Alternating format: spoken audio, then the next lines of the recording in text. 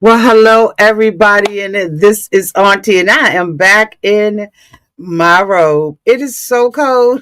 Hi, everybody. Thank you all so much for being here for this discussion of Married at First Sight, season 19, Decision Day and Reunion. Oh my goodness. Some of this we had already called over here on Auntie's Advice, but we're going to talk about it anyway and anyhow. Thank you so much, y'all, for being here. Let me go to the comments. Hello there, JW1063. Hello, Nathan Tim. Hey, Ray Della, welcome back. Hope you had a great time at your little get together the other day. Hello there, Niche. So sweet. Okay, woohoo. Ready for this. Thank you, boo. Hello there, Cynthia Huge. Hey, Ria. Okay, y'all. Hello there, Wendy. Let's get started, shall we? Oh, yes, we shall. So let me bring up the first couple. I'm going to go in the order. Um, I think. Is that how I form my notes? Yes, I form my notes that way. So I'm going to go in the order in which they were shown. Um, and we're going to talk about it. And I'm hoping I'm doing it in the right order. If I'm not, y'all forgive me. Um, let's see. Did I do it right?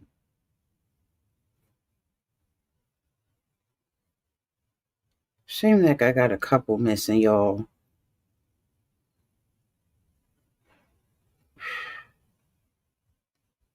I do. Because they absolutely were not first. Okay, so where's my cup? I hate when I come out here and I don't have my stuff together. I'm just sitting up here looking and I'm like, you got a whole couple missing. Hold on a second. I got a whole couple missing.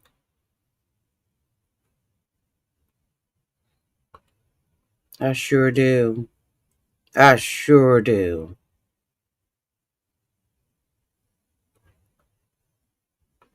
Just one second, y'all.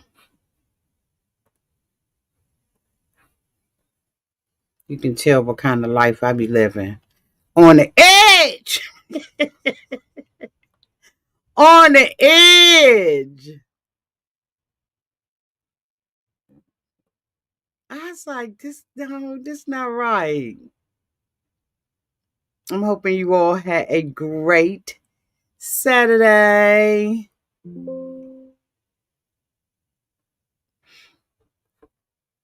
Okay. Now let's switch this couple over here.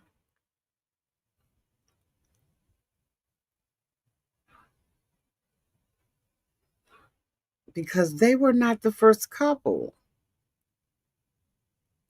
They were. Okay, so I got it together. Thank y'all for y'all prayers. Thank y'all for y'all prayers. Okay. Okay.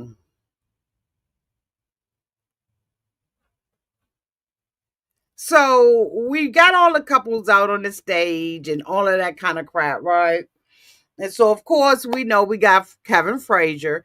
One of the things that I noticed about and throughout this dialogue, I'm going to be doing some comparisons. One thing I noticed is they have not changed the staff. When they changed the network and went over from Lifetime to Peacock, they should have did some staff changes. I think that this would have been the perfect time for them to do that. I don't know why they do why they have kept the doctors, right, or the counselors. We did not see a whole lot of any of the doctors, but of Doctor oh my God, Doctor Pia. Dr. Calvin was barely there, and we absolutely did not see old girl. Like we saw her at the table making decisions about the couples, But and Dr. Pepper, like we saw Dr. Pepper at the end, but I just really think that, they should change. They should have, Peacock should have taken the opportunity to change them out, right?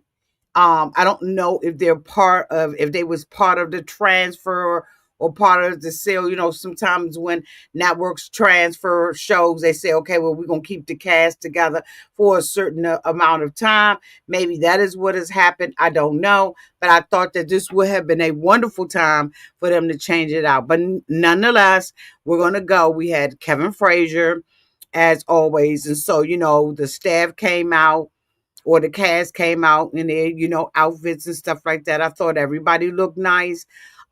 Josh pants was too short. He should have went to a tailor and had a tailor to look at them because they were absolutely too short, and he looked like a little leprechaun. Anyway, so they get to talking and everything. Kevin Frazier looks over at Jalen and says, I noticed that big sparkly ring that you got on the honeymoon from Josh isn't there. Jalen and Josh, are y'all still married? Now, as you all remember, all through the episode, okay, even if you got to go back and double check me, I knew that this was a farce. I knew that Josh was not into her.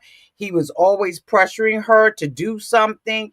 And one thing, as a woman or as a man, when you are in a relationship, you cannot change for someone else. And I kept talking about how he was making her jump out of airplanes and just pushing the button. And as I said, even when he gave her the wedding ring, he made her go up on some daggone mountaintop, or I can't remember what it was. But anyway, he made her go up there. And I just was like, she's doing all of this stuff for him, right? And he just, I don't know what's wrong with him. I don't want to diagnose him, but something is wrong when you just really are just a real big, he's a thrill seeker. And I don't know why he didn't go into that as a profession. Maybe he would have some of that figured out, but he was always seeking a thrill and always having to press her and convince her to do it. Now, this little, what you call man or whatever you call it, like he was obsessed with that. I just was like, why? Like, what is it in his life that causes him to be a thrill seeker like this? He's always looking for the next thrill, the next adrenaline rush, right?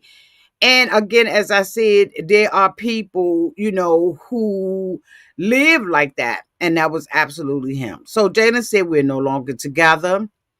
She said that we broke up 3 months ago. She said it was very out of nowhere. No, it wasn't. I'm sorry, boo. You did not see all of the red flags when you sat down and you talked to him about that little thing. Y'all, what was that thing called? What was the thing that he was into? The something man. God, I can't remember what it was. But he was obsessed with that, even to the point where the two of them were sitting down and he was really saying that he did not even know if he could stay in the relationship with her if she did not go. He was always pushing her about this thing, right? And then when the two of them were sitting down and having a conversation, yes, Burning Man. Thank you, PJ. Thank you, Boo. Yes, Burning Man. Maisie, don't start.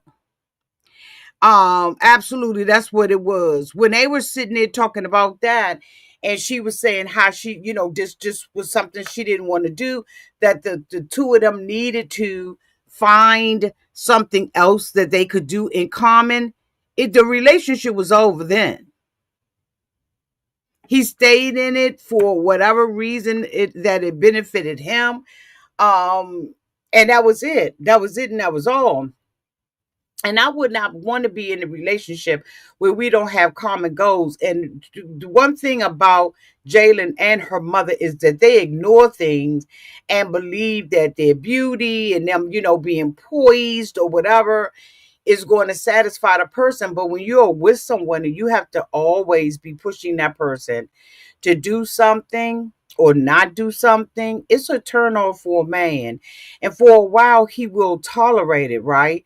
But then after a while, no. And then when she would say no, she would always try to come up with something, right, that they could do as a substitute. And it just wasn't acceptable. Same thing with her mother. Her mother, instead of taking the dog out of the bed, her negotiation chip was, well, when we do the nasty, let's just be for real, then I'll take the dog out the bed. When the man is saying he can't sleep, he's sitting up drinking every night, you know what I'm saying, in order to soothe himself or make himself go to bed, he was miserable. Because as a man, a man wants someone that he can halfway think is compatible in one way or the other. But at the end of the day, men want respect. And I keep saying that over and over. And when I'm dead and gone and y'all coming back and looking at my reviews, y'all will see how many times I have said, a man will take love, but he prefers respect. And I don't think any of these men felt respected in the relationship with Jalen or her mother. Belinda, we're going to get to Belinda, but Belinda would always make faces, be in this self-righteous posture, if you will, just adamant that she's not going to do something, always questioning and challenging a Chad. And that's not to say that Chad was perfect, but she had a whole lot of flaws, both her and her daughter, like they were the prize. And so Jalen says that this was out of the blue. No, he had been talking to you about this before y'all even went to decision day. He was talking to you about not being into, what he was into. Like point blank and period. And you can put to, hey, you right about that, Calvin. Hey, Dot. Did I miss anybody else? Hey, Nathan. I'll make sure I get my members. It wasn't out the blue. When they were not together, I knew it. And I knew it. I had no there was nothing in me that thought that they were going to make it. Now, this year, all of the couples said yes. But I think that there was a lot of pressure for them to say yes, and change their minds. I sure do. Excuse me, y'all. Oh, excuse me. She says that it came out of nowhere. She said, I was in shock, of course, because you thought that you was goody two shoe. And she said, we were on vacation and he looked at me and said, I don't feel connected to you anymore. I want to break up. And she says, I'm like, whoa, what's happening? You've never expressed being unhappy. Yes, he has.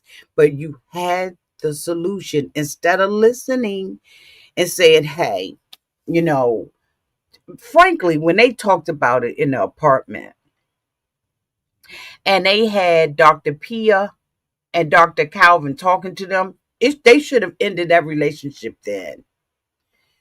Y'all on two different platforms and nobody is willing to walk away. Nobody is willing to compromise. She didn't compromise just because she did it. Okay, let me be very clear. Just because you do something, if you don't have the heart to do it or someone has to press you to do it, you're not doing it for the right reason. To thine own self be true is what you have to do. If she wasn't into half the stuff he had her doing, specifically jumping off of the boat, she didn't want to do that. He made her do it. She didn't want to go skydiving. And you think that compromising and saying, okay, honey, I'm going to go ahead and do this stuff with you, that you think that warms a person's heart? No. Because everything that you do, they got to press you to do it and people get tired. But she was delusional. She was delusional. He said it right there in front of Dr. P. She came up with the idea, let's try to find something that we can do together. This year we'll go to Burning Man, and then next year we'll go on a trip. That ain't what he keep want to go to that every year. That's not a compromise. Don't ever lose yourself in a relationship. Don't do that. So she says, he said, I want to break up. And she was like, well, what's happening? You've never expressed being unhappy. Where's this coming from?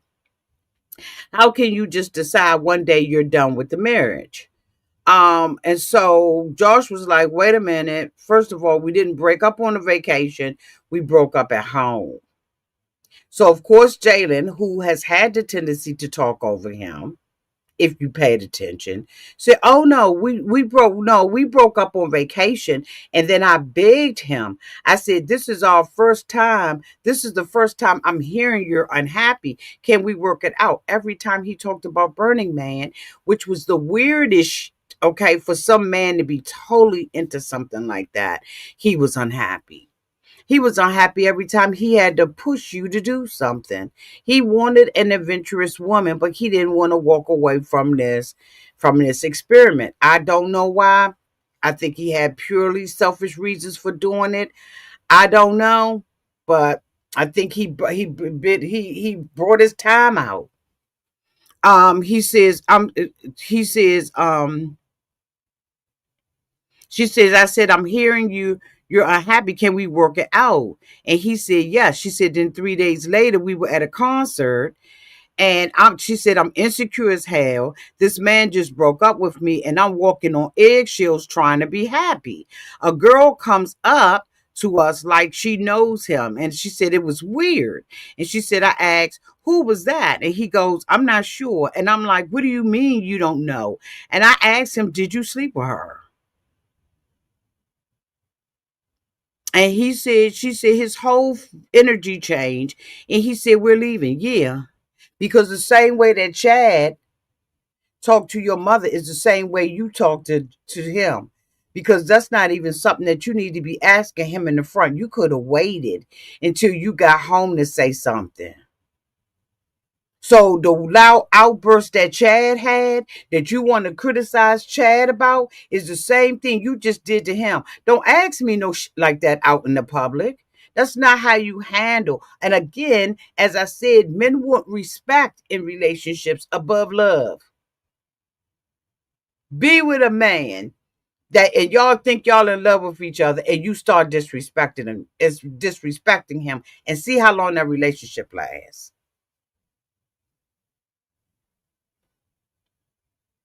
It's not gonna last long at all. Because a man wants respect. Yeah, he wants your love, he wants your body, he wants to be with you, all of that.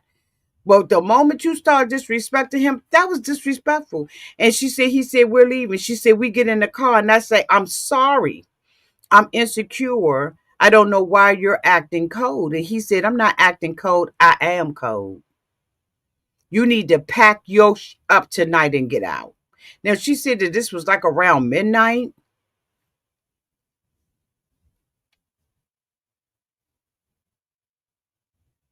So Kevin Frazier was like, that doesn't even sound remotely normal, Josh. Josh says, so we were in the car, and she says, do you want to be with me anymore?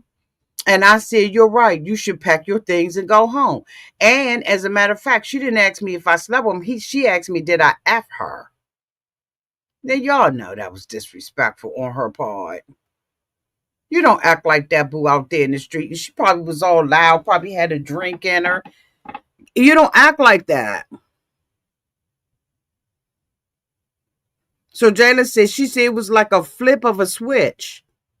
She said we were happy, and then suddenly I'm level 2 on his adventure scale, and he's level 10. She said, I've gone to 5 raves, but you've gone kicking and screaming. Be true to yourself and say, I'm not going to that. And if this is a non-negotiable, then let's walk our own way. But no, you ain't pay attention to the signs. She said, I went to Burning Man for 10 days, every festival. I said, I never do. I did it. Not being true to yourself. You can't blame him for you not being true to yourself. I'm sorry. I'm sorry. She said, I even rode a shark and I'm still a level 2. He said he realized it when he bought a new motorcycle and a new truck because he makes impulsive decisions when he's unhappy. So the host, so Kevin said, so what do you mean lost yourself, Josh? Josh said we weren't missing out on things I enjoy, but those things that are so important to me, I wanted my partner to have the same love for it, and she never would. And it's okay for her not to love that. It's just not okay for her to be in a relationship with him when this is what he loves. And you can't do stuff because somebody is pressing you to do it, right? Or you want to have something on your checklist that say, well, you asked me to do this and I did that check. You asked me to do this and I did that check. You can't do that, right? Because it's not authentic and it is not going to last. And I'm sure that Josh figured that out. Plus, I think Josh was a hoe. You know what I'm saying? I mean, let's just go ahead on and tell the truth. I think Josh was a hoe. And so okay.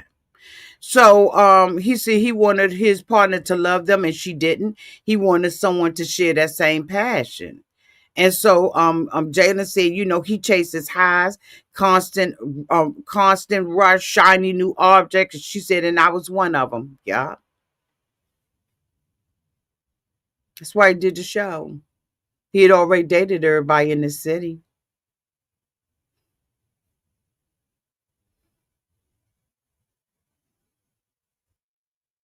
So the host asked, Megan and Brittany, he was like, you all were close with Jalen. What do you think, about Josh breaking up? And Megan was like, I was shocked. I didn't know there were issues. She tried so hard, skydiving, Burning Man. She did everything. And Brittany said she was always asked him if he was happy. And Josh said, I was until I realized I wasn't. And I'm sorry for how abrupt it was. And Jalen said he lied about the little things all the time. So Josh was like, okay, so give me an example. And she was like, he had an assistant. He told me that the assistant was 40. She was in her 20s, and he purposely lied about it. And so Josh was like, that's nonsense. And she was like, so Kevin was like, since the breakup, have you been dating anybody? And so Josh was like, I've gone out on a couple of dates. So the girls' faces fell on the floor.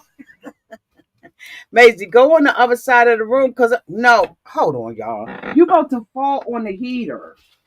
What are you doing? That's why I don't like you to be up here.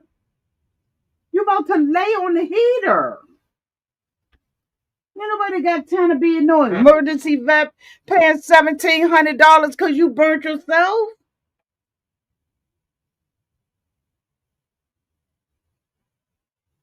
Excuse me.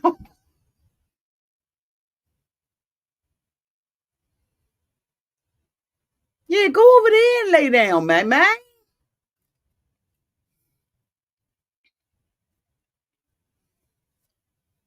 You don't want to go over there and lay down? Why don't you go over there on the sofa? I'm in my office, y'all, and my office tends to get cold because it's like right over a roof, right, for an extension on my house. And she likes, I like to have the heater on because it's just colder over here. She wants to lay on top of the heater. Like, what? Who dog does that? Mine. Okay. Now you're breathing on her because you hot. Go ahead on over there on the sofa. Okay, go on the sofa, baby. It's okay. You don't have to be under me. Excuse me, y'all. Okay, come on. Come here. Y'all want to see her? Come on, they want to see you. Or they can't see you. Okay. Okay, now get down. Go on the sofa. All right, y'all. Anyway, I'm back. So the girls' faces fell off. They was like, what? So Josh was like, what? What do you all want to say? So she was like, we don't care if you date, right? But my friends, Jalen was like, but my friends told me, you know, that they had seen you with a woman, you told them to lie about it. And she was like, and I got the screenshots. So she said, so don't pretend that I'm not lying, that I'm lying. And so Josh was like, I didn't tell him to lie. I just told him not to say nothing to you because I didn't want you to be any more hurt than I had already hurt you. And so Jalen was like, here's the point though. You never once said, I'm unhappy. I'm losing myself. We were living together for a year and 3 months planning another Burning Man. And so, the host was like, so I heard that y'all got.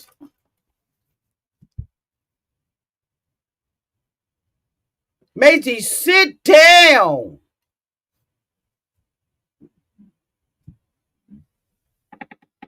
Jesus. So she was like, I got custody of the dog, and the dog is, the light of my life. God know I needed the dog. That's my child, my proudest accomplishment from this relationship. So the host asked, Josh, did you love the dog? And Josh was like, yeah, and I'm glad that worked out. And I thank you both for sharing. I know this wasn't easy, right? Um, so Kevin now goes on to the next couple, and the next couple happened to be her mama.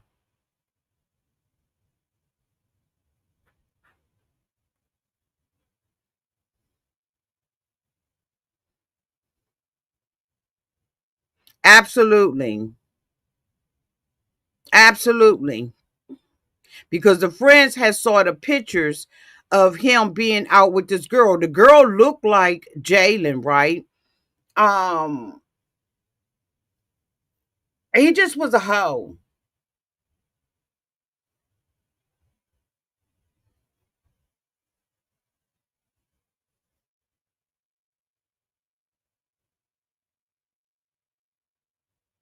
I would not doubt if Josh went into this experiment with a woman that was on hold for him. I really do believe that Josh was playing a game. I also believe that when Chad said that he and Josh was talking, and I told y'all that I believe that Josh was already telling Chad that he wasn't feeling Jalen, because it does not. You don't just drop it like that. And there are some things in the married at first sight contract that expire after a year, and I think that George held out for that year. I'll have to go back and research it because y'all know I've been covering Married at First Sight from season 1, episode 1, right? And I know that there were a couple of things that came out during those years, that there was some type of clause that was a 365-day clause. I can't remember what it was, but it just was funny to me, right?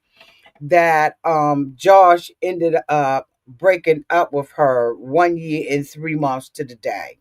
I have to figure out what that is. Um, but yeah. So Karen was like, okay, so let's catch up with Belinda and Chad. Belinda and Chad, y'all still married? Chad said no. He said, well, God dang it.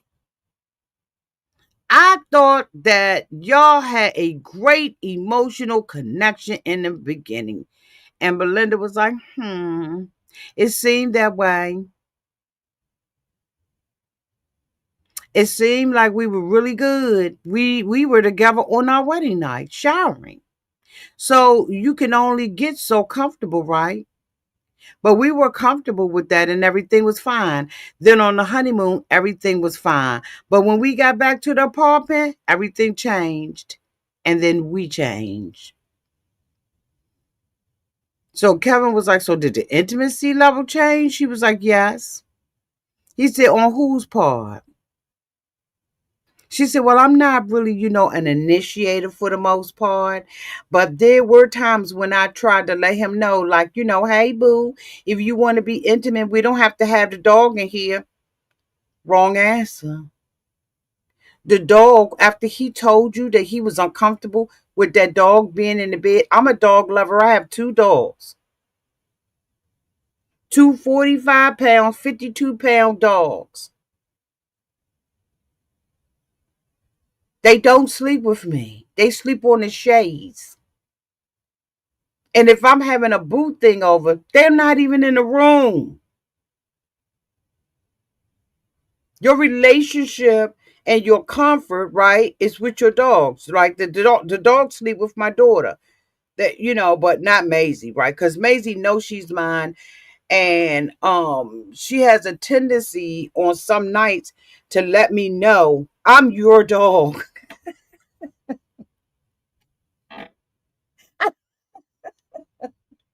She will come and open up the door. Yes, our dogs don't have opposable thumbs, but they know how to open every door in this house. The ones with the knob and the ones with the latch, they know how to open these doors. So now we've got to lock the doors. We got to do different things, right? Because they have learned how to use their paws to open up the daggone doors. Then if we want extra, we gotta put you know what, I ain't gonna go into it. You gotta separate, you gotta let a dog be a dog. And I know that we all are attached to our dog. My dogs wear clothes, they wear jewelry, they wear shoes, they go to bougie daycare centers, like all of that. But you still gotta let a dog be a dog. I'm sorry.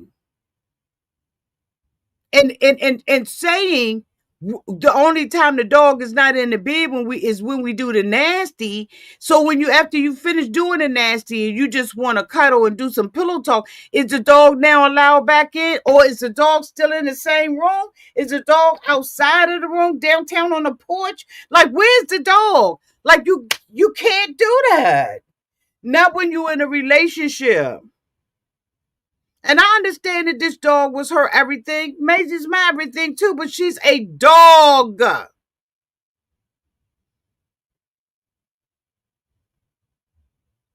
You don't even initiate being romantic with the man. And then the condition of being romantic with him is I'll keep the dog out the bed while we do the nasty. Who feels loved, needed, affectionate, hot and sexy when they competing with a dog?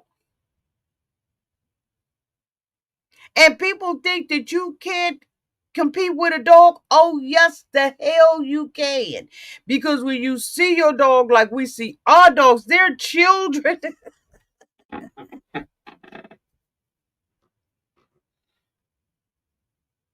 They're children. You can't compete with an animal. But I know people who don't have animals don't understand the love of a dog or a pet, because a pet is completely and 100% dependent on you for everything. And there is a connection between you and a pet. I'm going to take my time out here tonight because I'm going to teach some people some things. Because when I have been looking at different, like sites, blogs, which is written, and listening, looking at Reddit and stuff like that, people are like, I don't understand, why he feels like he was competing with an animal. Date somebody that got an animal, that love that animal. You will compete with that dog. You will compete with that cat. You will compete with that animal. I have been out with friends and be like, okay, y'all. All right, then y'all, I'm gonna go ahead on the go because I gotta let the dogs out. They they are helpless without you. So there is a bond between you and that animal. And she was not attracted to him enough to separate that bond with the dog. The dog should never been sleeping with her, but like I said, my dogs stay with my daughter.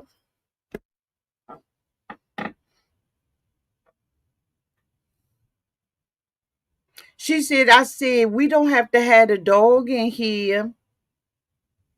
We could go put the dog out. She said, but nothing changed. I didn't get married to sleep alone. You're not sleeping alone because you got the dog in there.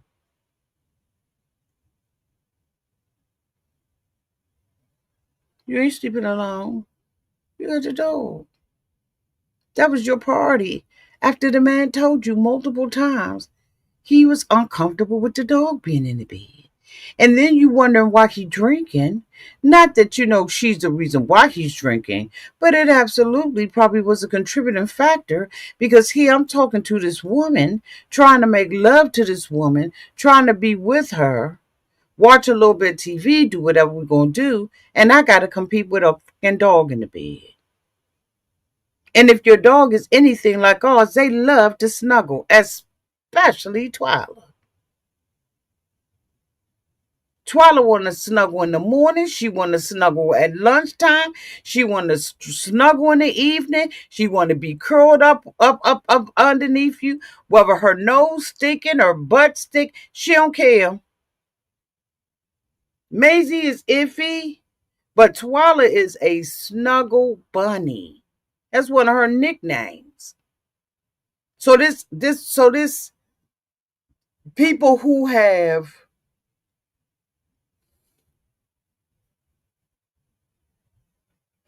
made this seem like what is the big deal? They don't interact with pets. They don't interact with pets because it's a whole different love. Okay. So Kevin said, Chad, is it too much to move the dog out the way? What was going on? He said, I don't sleep much. I use TV or music to decompress. I normally go to bed around 11:30 if I fall asleep, but my biggest issue was the drinking. She said her biggest issue was the drinking. She said it got to the point every night it was him sitting on the couch drinking, drinking, drinking. She said there was times when she would wake up at 2 or 3 in the morning and move the glass from his hand so it wouldn't fall and break. She said we talked at the end and I told him I'm not the kind of woman who loves someone without holding them accountable. That's fair. So Kevin said, Belinda, you said yes to stay with Chad. What happened after decision day? She said, after decision day, I was going to move in with Chad. Chad brought his cat downstairs, and the cat, and no one ever saw the cat because the cat was anxious, right? She says, my dog approached. He didn't bark or jump. He already knew her. She got spooked and scratched Chad a little. Ain't no a little from a cat scratch. She said he got upset and yelled and said the dog was aggressive. And I told him he's just curious. You a whole lie. Your dog barely let Dr. Pia in the house. Even Dr. Pia on the slide tried to say something to you when she came down to the house. The dog was all up on her and it was inappropriate. We saw your dog with Dr. Pia.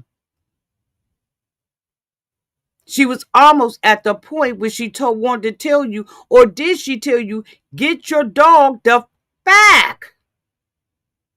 Your dog doesn't have house training.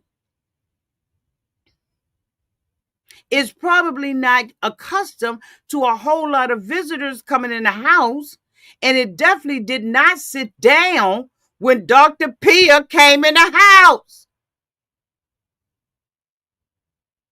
See, some people don't look at them small details, but guess what? Some people do. Your dog ran up on Dr. Pia.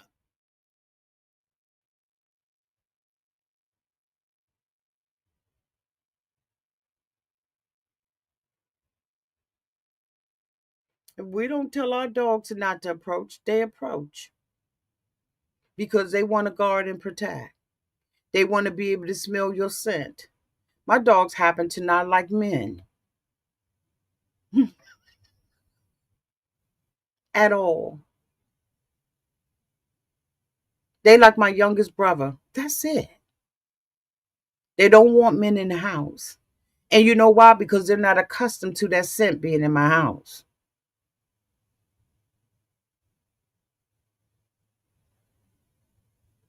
You run up, you getting done up. And people will always ask me, do your dogs bite? They got teeth. You cannot predict an animal. Just like Chad, who was holding his cat, got scratched by the cat because I'm sure that her dog approached in the wrong way because it's probably not accustomed to being with cats. It's okay. Take accountability, Belinda. That's all you got to do. And I don't want y'all to think that I'm on Chad's side. I'm just a pet owner. And I'm a realist about owning that pet. I tell people, wait a minute, hold up, let me put the dogs out.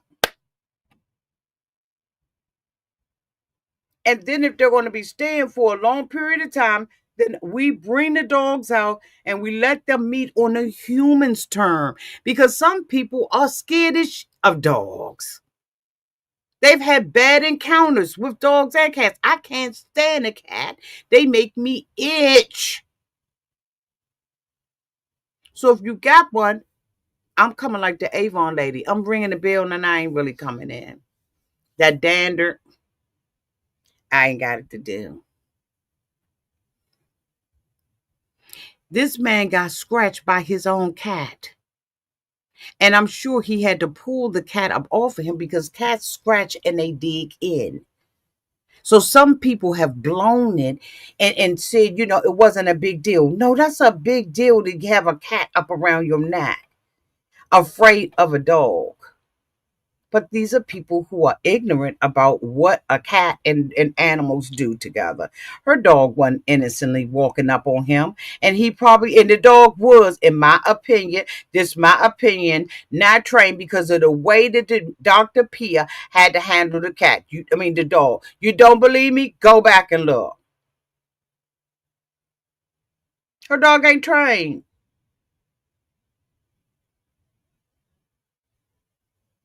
It's barking all day, just like he said. Certain breeds bark. My breed barks. I can't stand it. We nip it in the bud.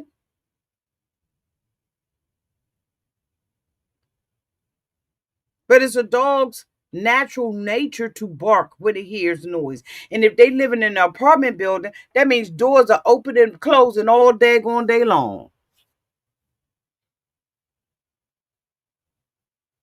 She said he yelled at my dog and said my dog was untrained and didn't know how to behave. She said I felt panic rise. I grabbed my things, loaded my dog into the car, and I left. Bye, Belinda. Bye. So he said, Chad, what were you thinking about when she walked out? He said, I'm human. I've been dealing with anxiety issues. In moments like that, the rational part of me isn't what's responding. I was in a tailspin, and I would have been too if a cat had dug its nails in me. And a dog is sitting up there barking and approaching incorrectly. You got daggone right. So, they said we have some never seen footage um, for when Belinda moved out. They had a crawfish party, and Chad basically cussed everybody out.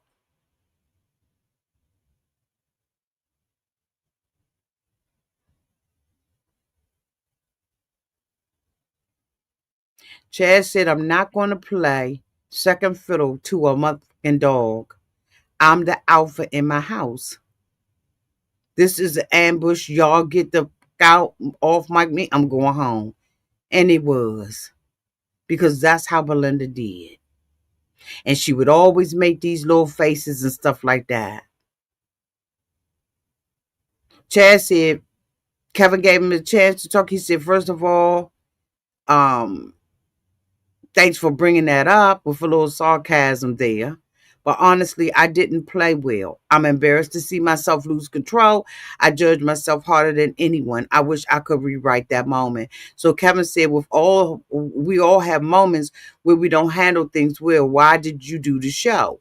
And so Chad said nothing else was working. I hope there was a divine intervention. At first, it seemed like it was, but with everything going on, the show, life, it became overwhelming for me. And so Jalen was like, I got a lot of text messages from Chad. I mean, not Jalen. Pat said that he got a lot of text messages from Chad. He said he struggled with production, but Chad has a heart full of gold. He felt cornered, and it affected him. And so he asked Belinda, what did that moment, how did that moment affect your relationship? And she said it was a turn off for her. She said she's triggered by people being rude and ugly.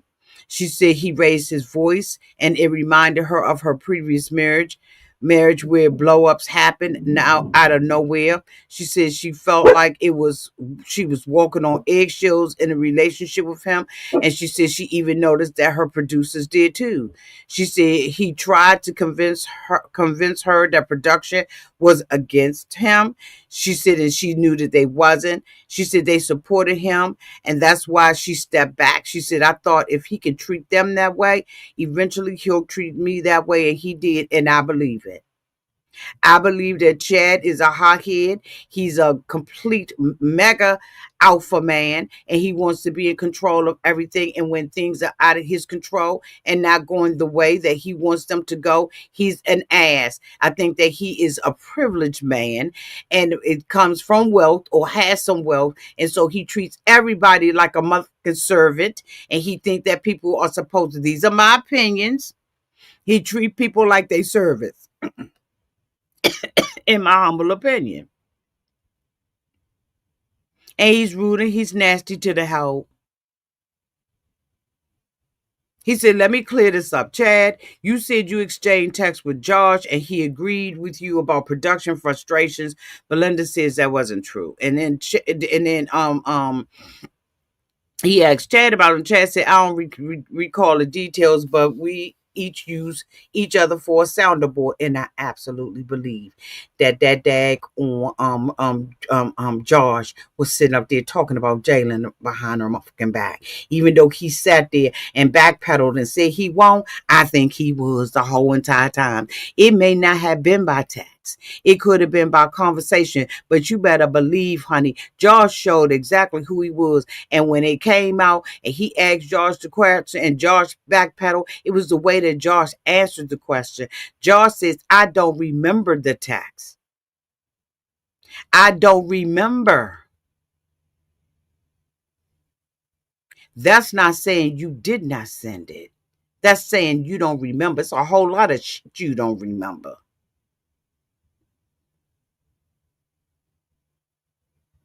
He said, I signed up knowing it would be a heavy commitment, but it was worth it to find a partner that I dumped and cheated on. Get the fuck out of here. You don't have no credibility. So Kevin asks, Chad, do you want to say anything? He said, I'm terribly sorry that I hurt people. I can't undo it. Belinda, you deserve to be happy. I hope you find him. He said, for me, it's all said and done. That's what she said. He said, Belinda, are you dating? She said, yeah. And the daughter done already met him. Child, she moving too fast. But I did not like when Kevin asked Chad something and Chad said, if you shut up, I'll tell Chad. That privilege, your slip showing, or how you treat people. From the camera crew to the makeup crew. You treat people like they nothing. And you're going to have to work on that. And this may be, and I'm saying maybe, the reason why you have been married 4 times. You're insufferable. Little bastard. Okay. So then he moves to Brittany and Will. He said, Will, what's the current state of y'all relationship?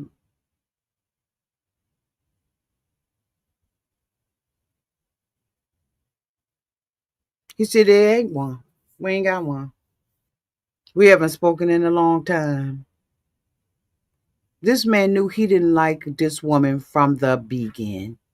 Why he sat here and played all of these games, I do not know why. I do not know why.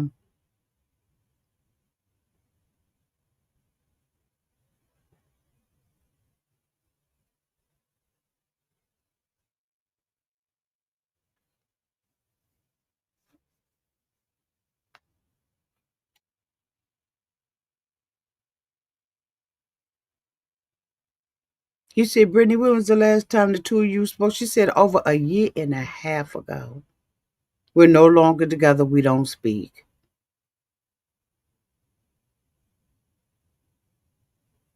Kevin was like, well, what happened? He said, after decision day, y'all, he left for the evening. He was going to be gone for a week, a few days. And he said things didn't go well. He said when they got back, he ended up ending things with her. He said the reason why he said yes on decision day was because she was crying and she was hurting. He didn't want her hurt. They show us being footage of the two of them in the apartment, and this man is leaving and is ending the relationship. A relationship that she said she knew, right? She had a feeling this was going to happen and that the two of them were going to break up. But yet and still, this man is walking out the door with his bags and she is begging him to tell her that he loves her. What low self-esteem, low the bar can you be? How desperate of a woman are you? You cause certain situations with this man and then think that the I'm sorry and the damsel in distress is gonna work. You knew that this man had been talking to you disrespectfully. He's been short with you and everything, and very sarcastic and narcissistic, in my opinion. And you tolerated this because you had a bunch of firsts with him. Well, honey, guess what? The next person to be second, the next person to be third, until you find somebody that fits. You don't have to stay with anybody because you had a whole bunch of first experiences. The man never fucked with you. Kevin asked him, why you ain't say no on decision day? He said, honestly, in the moment, I adore her. I didn't want to see her sad. She was crying, and I know saying yes and disappearing for a week made things way more difficult. So Kevin asked Brittany, do you wish that he had said no on decision day? She said, it's easy to say yes now. If he really wanted to say no, he could have. When I came home, I had an inkling that this was going on. I was prepared to talk about it, but the way he did it threw me off. He was overly rude, stern, and cold. He's been rude, stern, and cold the whole relationship. Everybody has seen it. She said, so in true Britney fashion, I tried to fight it. So that's when he ran the bean footage. Something that bit me. The bean footage.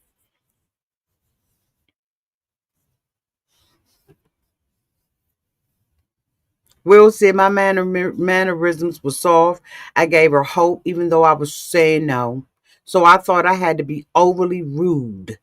I wasn't trying to lead her on. I wanted to make sure the message was concrete and that she finally got it. That felt like the only option I had was to be nasty with her. Will, do better. That don't even make sense. Brittany said, oh, and he made it very clear he was done. I wanted to talk. I was persistent.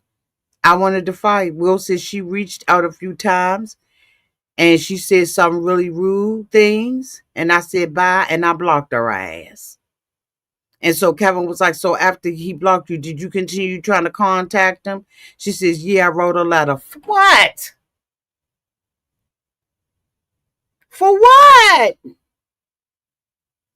Be gone. I explained how much I love him, that it wasn't over. We didn't give ourselves a fair shake. Yes, y'all did. Kevin said, so why did did you read the letter? Will said, no.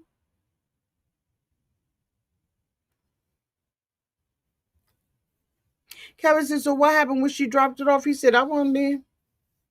I went to the lease office and they had it. And then they told me that she had been coming back and forth to the apartment. She was like, no, I was coming to the apartment to see Jalen. Girl, you was coming to the apartment to hope that you would bump in the wheel.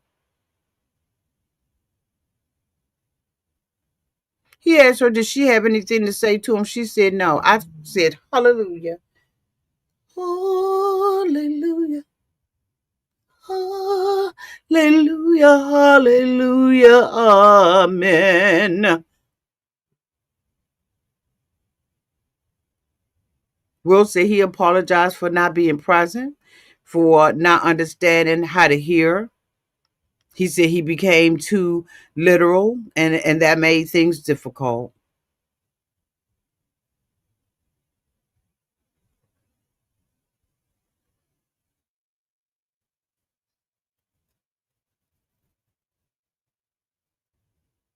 Brittany said, watching everything back, she never thought that Will was a bad person.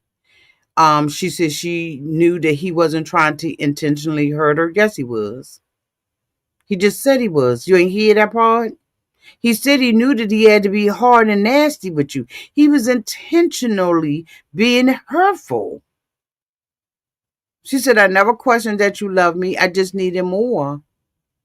It was a breakdown in communication. No, it was more than a breakdown in communication. She said that she would actually get married at first sight again. Child, bye. Now we have Rhonda and Pat. And this was a hot mess. Pat was another person that should have said no on decision day.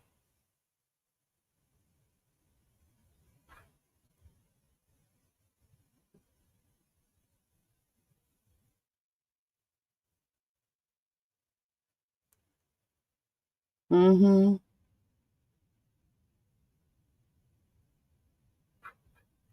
Mm-hmm. Probably so. I'm almost finished, y'all. I thought I was going to be done in an hour, but the show is 2 hours, so give me a little bit more time. He said, Rhonda and Patty, y'all still, Pat, you still married? Pat said no. Rhonda said no. Kevin said, why did you and Pat officially break up? Rhonda said, well, we were together 9 months. He went to Europe for a month on his own. He did invite me, but I had taken off so much time last year. We did a lot of trips together. When he came back, he was great. He was a great listener that night. For the next 10 days, I was on cloud nine because he was kissing my ass and doing all the things that I wanted him to do. She said we did things with friends. We were kissing. We was happy. It was probably the best we've been since our reception. And I was like, what happened? This is great. But guess what? You didn't have sex with the man for 10 days. So this was on your terms, not on his. Are you kidding me? All this time, everything is great. Y'all going on trips and you ain't gave the man nothing in 10 days? Come on now, Rhonda. You playing games. She said, then one morning we were supposed to go on a bike ride. He's sitting outside listening to a meditation on anger. And I was like, what the hell? I waited for him to finish, had my coffee, and then asked, are you hungry? He said, well, not right now, but I can feel myself starting to get hungry. She said, let me guess. She said, so why you been acting like that? Let me guess. Is it because we haven't had sex since you've been back? These last 10 days, he said, honestly, yeah.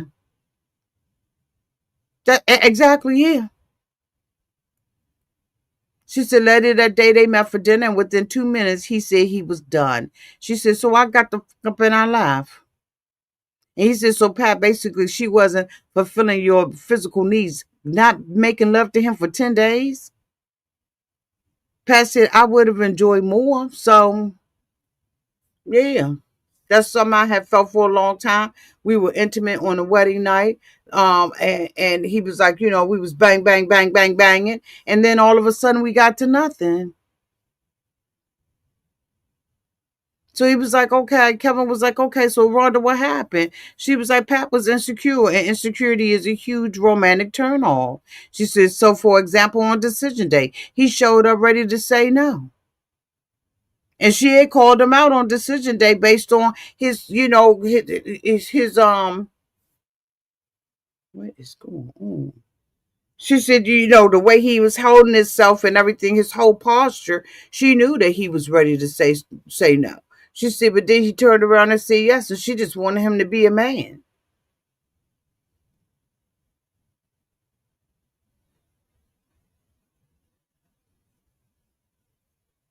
She said, instead of him saying what he got to say, he's sitting there hunched over and whining. She said, that ain't a turn on for me. But then he made the commit. She said, I made the commitment to be with him for a year. I wanted to see us off camera. I tried to explain that intimacy is more than sexual, but his response was, I don't feel worthy or love if I'm not having sex. And guess what? That's for a lot of people. He told her, he said, you daggone right, because the way that I receive love, that's how I receive love. He said, you lost respect for me and you unattractive to me. And she said, within minutes, the switch just flipped off and that's when it was off. She said, I felt like Pat wanted a wife, not me. He came looking for physical intimacy, hoping it would lead to connection. I came in wanting connection first and intimacy as the icing. You should have not them on the first night then. You shouldn't have them on the first night. You should have set those ground rules. You're too old for that now, Rhonda. You're too old for that foolishness, Rhonda. You shouldn't have did it on the first night if you knew that was your stance. That was stupid. It was dumb.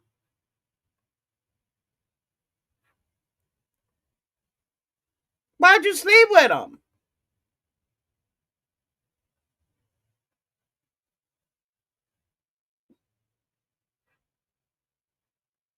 I don't understand. I don't understand him. Kevin said, so you ain't never get to use your safe word. She didn't even remember it was pineapple. He asked Pat, what did you learn from this experience? He said, I learned that I put other people in front of myself to my own detriment. He said, but I have been absolutely working on loving myself. And I have started saying out loud, I love you, Patrick. He said it was awkward. I slipped up, but I was making the effort and I just didn't feel like I was being received. And he said, well, what about you, Rhonda? What's wrong?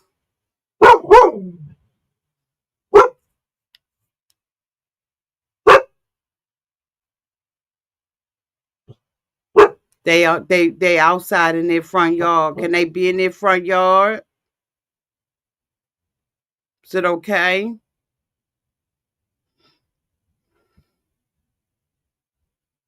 They in their front yard. They probably raking leaves. Excuse me, y'all. She said, being a single parent for so long, I had to control everything or it became chaos. With Pat, I kept trying to control. Absolutely. Congratulations, Rhonda. You finally told the truth and took accountability and ownership for your bullshit. She said, instead of letting things flow, I had to be in control. She said she was like a salmon swimming upstream when I needed to just float on the current. She said, so I learned how to surrender more. And Kevin said, give yourself some grace. And at the end, the last couple was Megan and Derek, who had a tumultuous relationship the whole entire time. Kevin opens up and asks them whether or not they are still married. And he asks them, about, the expecting a baby. And Megan immediately began to cry. And in my heart, I wept for her. She said she had a miscarriage. And if you've ever had a miscarriage, it is devastating. I don't know how many months she was when she had one, but I had a miscarriage at 5 months. 5 months? Maybe almost 5.5. It's devastating because at that point, it is a fetus. It ain't a little blob.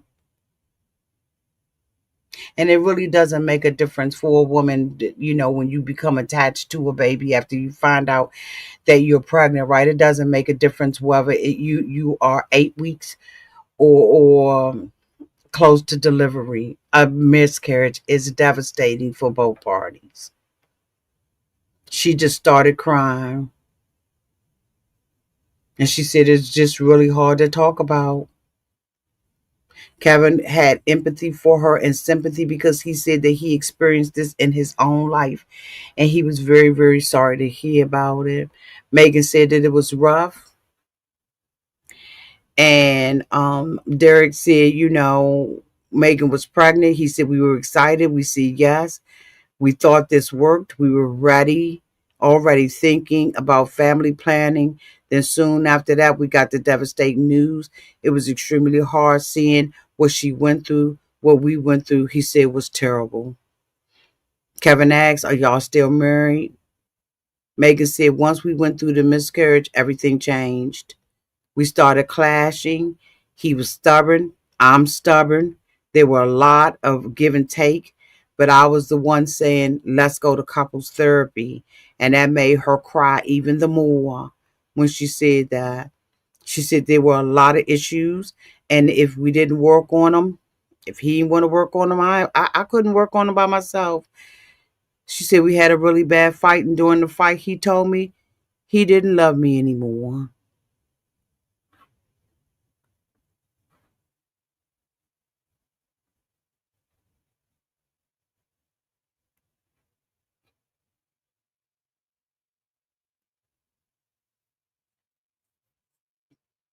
Derek said breaking up is never easy to do. That's such a blow off. That's just like, well, hey, breakups happen all the time. It's never easy to do. So flippant. It's never a good time. But I had to be honest. Megan said you broke up with me over the phone, mother. Then you moved out a week later. And I ain't seen your ass since then. And that was horrible. Kevin was like, man, why would you do some like that? He said, I knew she wasn't the right person for me. I needed to be true to myself and to Megan.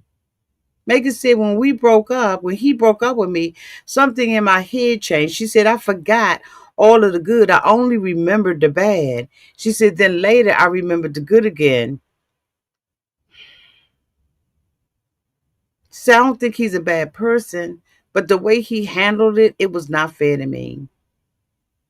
So Kevin asked, he said, do you think you would have said yes on decision day if you weren't pregnant? And Derek was like, I don't know. We weren't happy. I don't think the outcome would have been different either way. Megan said one of us respected the other, but it wasn't mutual. And Derek said, I'm sorry. I didn't think I said anything insulting. She said, you're demeaning our relationship. And he did. He minimized it down to nothing.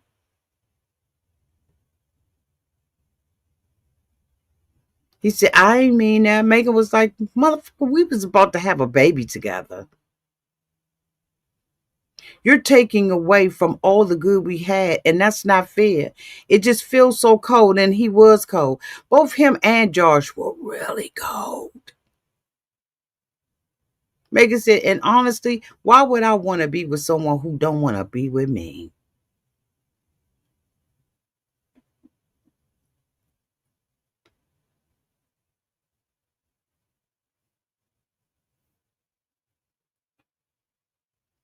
Derek said, I got things to work on. I hate how some things happen, but I learned a lot. I'll be a better person moving forward. Megan, you're a great person. You deserve love. I hope she finds someone who she can truly fall in love with. Megan was like, touche, motherfucker, touche. Touche! I hope you found somebody great too. Megan said that he had Kevin asked them whether or not they had found other people. Megan said, I've had a couple of dates and I was finally on dates where I felt seen.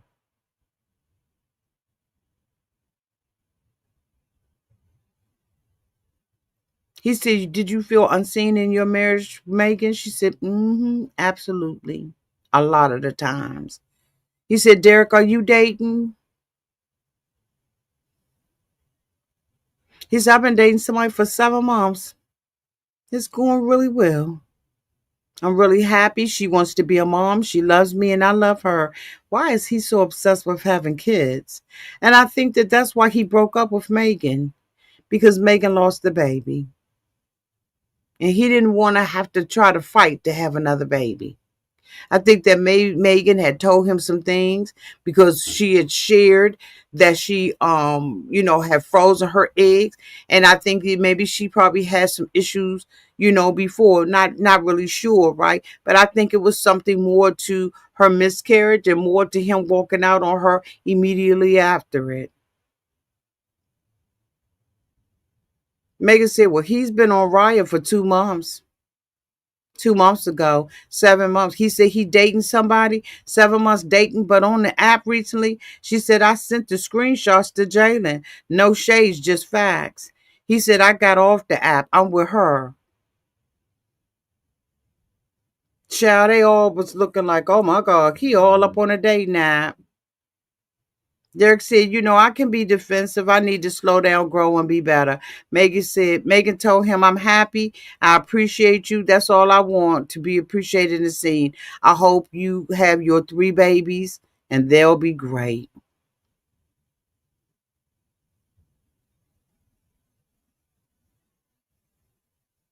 Megan and them was talking about how close the girls are, saying that they're a tribe and stuff like that. And Kevin was like, that's beautiful. Even though none of the 5 couples stayed together, the friendship and bonds formed are truly special. Thank you all for sharing your stories tonight. And that was the end of Married at First Sight, season 19. Decision Day and Reunion. Y'all, what did y'all think? Let me see some of y'all comments. Do you think Peacock will continue with this format? It seems very sped up. Like I don't actually get to know the cast this season. I agree with you. I agree. I agree. Rhonda was exhausting. Pat should have run on Decision Day. Absolutely. Rhonda was simply ill. Pat should have said no, especially after Adrian Gate. KCville said, I think he found her attractive, but after her issues on the honeymoon, he checked out. He wanted to be on TV, so he stayed. This was a very interesting season. Do I like the Peacock um format? No. I don't like the format. I don't like the fact that they drop it like Love is Blind. I can't stand that. I'm an old woman. I ain't got time to be trying to listen to 3, 4 things back to back together and then report on it. It's very tiring. It's a lot of work. It is a lot of work, y'all, when we are doing these reviews on these shows. And so, I just want to make sure that I say this, and I don't mean to offend anybody. Hit the like button because it takes a lot for myself and other content creators to put all of it, to look at the episode, put all of this stuff together, and then bring it to you in the form of a video and try to stay under an hour. Please give us our likes, our thumbs up. We appreciate you all being here. Truly, we do. Truly, we do. But this is a hard job because usually you are looking at this show for hours, where you may be looking 2 hours. We're looking 4 and 5 hours in order to bring you this content. The content that I brought you tonight is almost verbatim, and it takes a lot to do that. So first, I want to say thank you so much for being here. Thank you so much for hitting that thumbs up button and letting me know what you think downtown in the comment section during the replay. I think everybody who is here right now, we have 550 people in the room, and I appreciate each and every one of you all. Don't forget to hit the subscribe button so that when I go live, you go live, because there may be some other shows that I am doing that you would like. I really do appreciate you all. Thank you so much, Ray Della, for doing all that you do to make sure that the chat is safe so that people will feel comfortable coming over here and speaking their speech. I love y'all, and until we meet again, y'all be safe out there in those streets and in the water. Bye, y'all.